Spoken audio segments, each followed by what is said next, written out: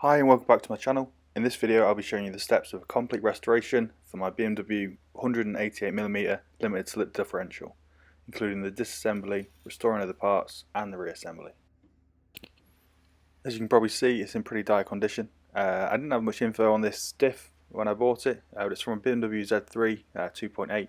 It's a 3.15 ratio, but unbeknownst to me it's quite a special one with a few extra clutches. You'll see that later in the video. As always, first step is disassembly, so I'm just going to start by removing the rear cover so that I can get the oil out, and then we can start looking at removing the output shafts. This part's pretty simple, most of it comes out quite easily, but then you have to work on the press to pull out the big bits.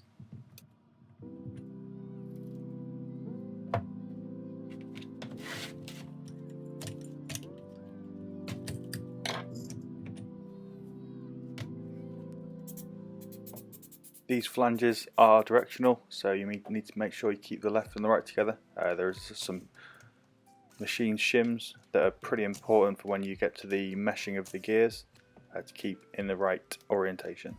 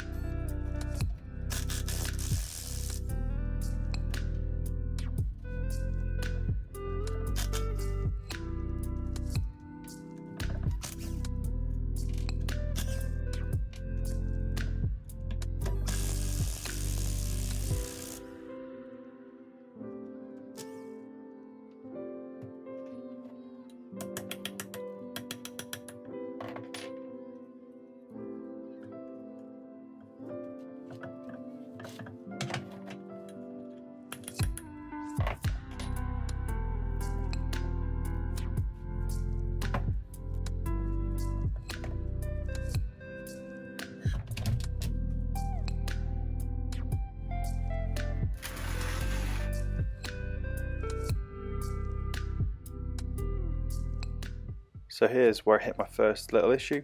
So it's a 30mm socket for this output flange. However, a normal 30mm socket does not fit because the OD is too wide. So what I did is simply took it on the lathe and turned down the OD only by about 2mm overall, and then it will fit perfectly.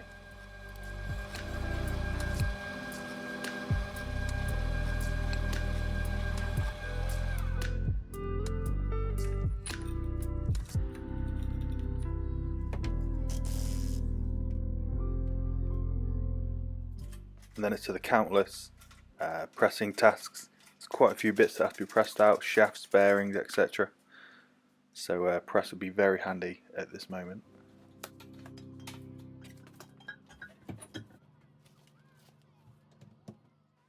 And here's straight away into the second issue. What I did is went with an impact gun on the Allen head and straight away stripped it off. Definitely do not do that. So first you must be undoing them with a normal wrench. So what I had to do is weld on a nut to then remove it. Luckily it came out pretty well, but I learned from my mistake and I won't do it again.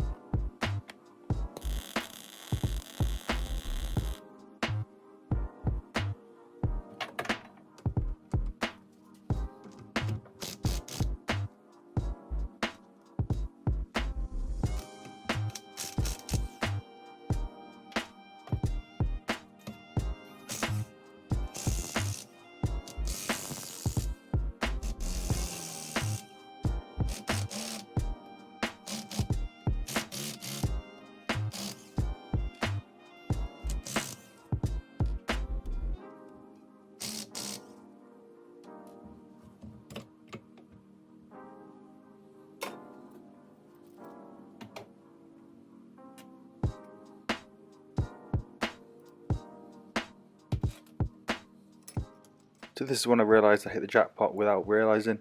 I watched a quick forum of how to do this and I was kind of counting the clutches that was coming out. Usually there's just one clutch pack each side of the of the gears. However, on this one there was 2 sets on each side. So it turns out it's a special rare model from a Z3, which means it has a larger lockup, about 40% rather than the usual 25%, and some different ramp angles.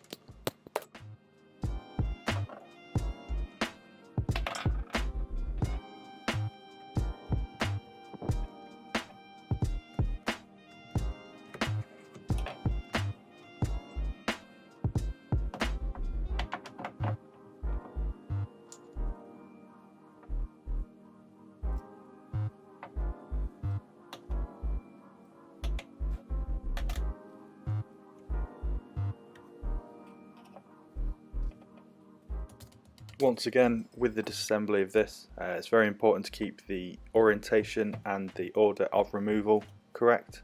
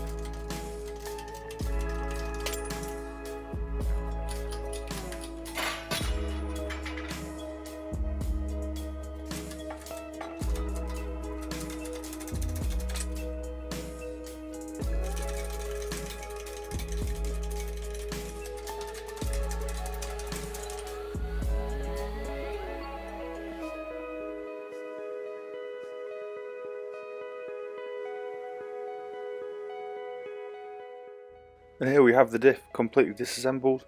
Now we can get to work and clean up the items and buying the replacement parts.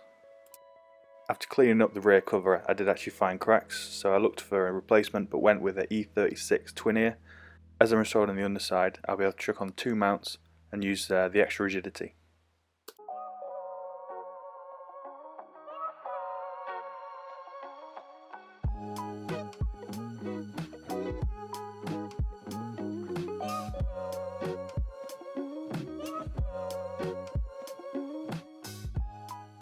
So whilst cleaning, I can go through and organise what I need to purchase and what needs to be restored. So I had a nice big order from BMW here with all the seals and the gaskets, the bearings, the clutch plates.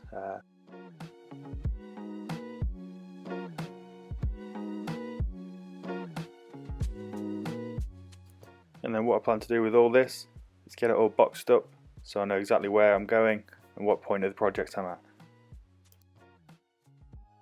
So with those few bits, I've got everything that's being cleaned, everything that needs to be done, and then all the bits that need to be restored.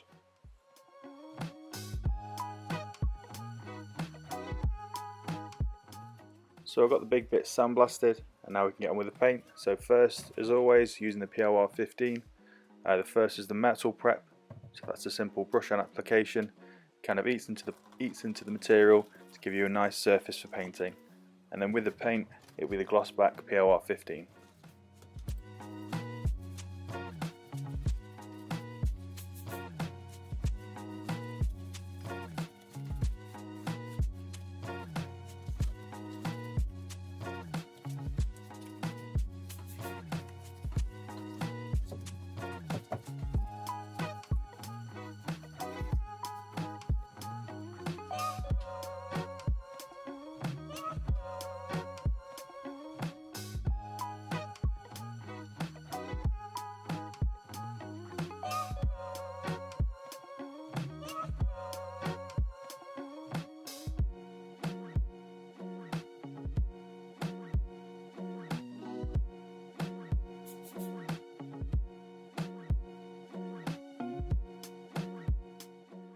Now with this paint, I have gone into further detail in a previous video, so I'll add that link up above.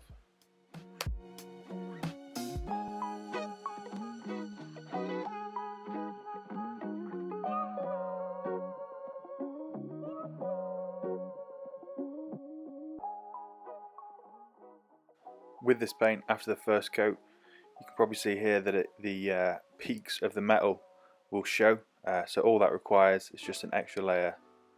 So you should be waiting around 3 to 4 hours before coats, then you can lay it on.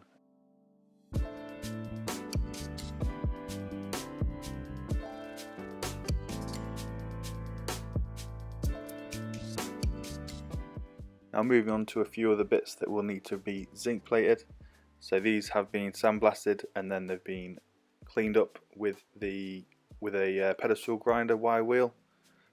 With zinc plating, you need to get the surface as best as possible because it's kind of a shiny in, shiny out process.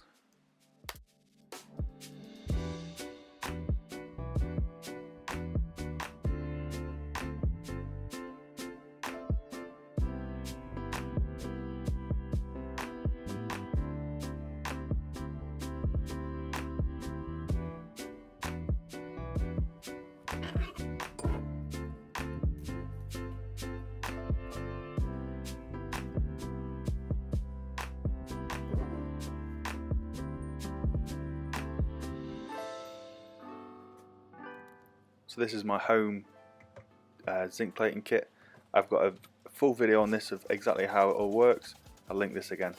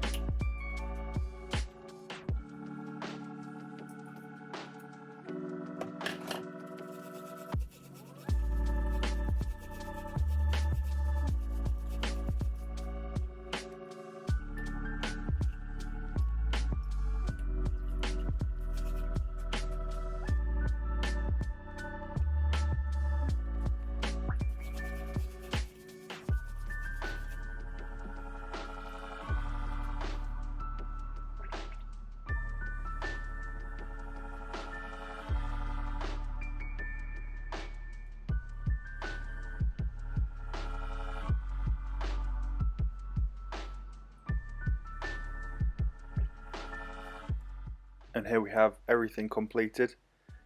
It was a huge task, so many different parts, and making sure everything's in the right orientation is so important again. As you can see, there is my twin ear E36 mount. As much as I could restore, but quite a lot of purchases had to be made, the bearings, seals, gaskets, etc.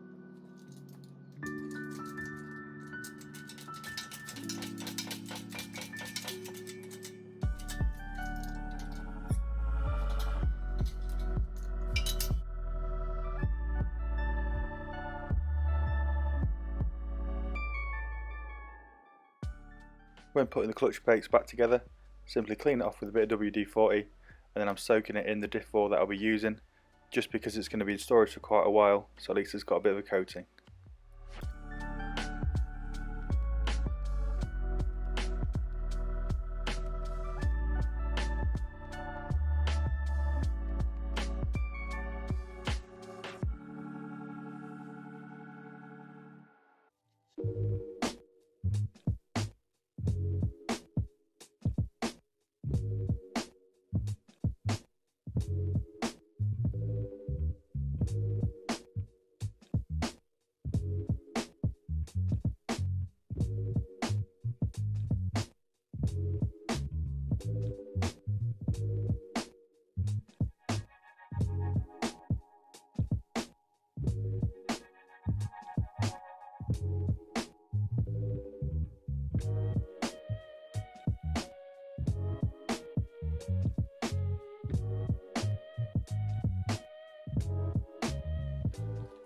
So with the preload on the taper bearings, you're looking for about, with this little kit, 2.5 kilos of rotational force, and as you can see there, it was quite low.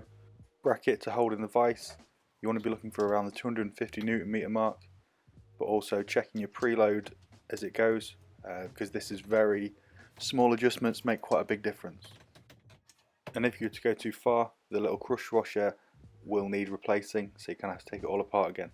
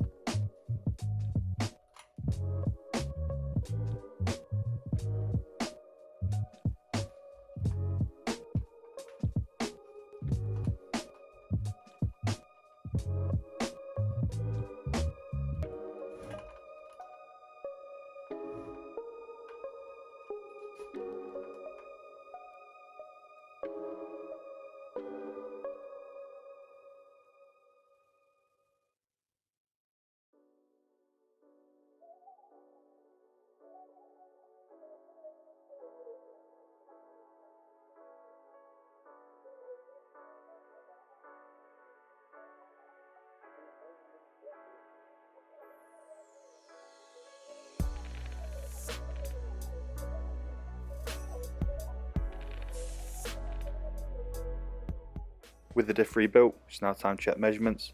First is the backlash. You want to be looking between 0.06 and 0.14 millimeters. Mine's right on 0.06. Then it's on to checking the meshing. Simple as paint a few of the teeth, spin it over and kind of ride it through. You want to be making sure that the impact mark is in the middle. As you can see, mine's slightly on the outside. This can be altered, changing the shims of the output hub.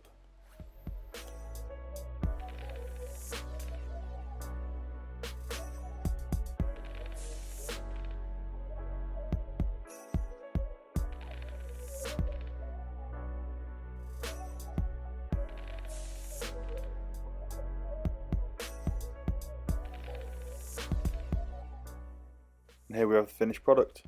Really pleased again with the finish that this came out with, especially with the bits that I could do myself. I hope you enjoyed the video and thank you for watching. There should be another video out in no time, as I have a few projects in the pipeline.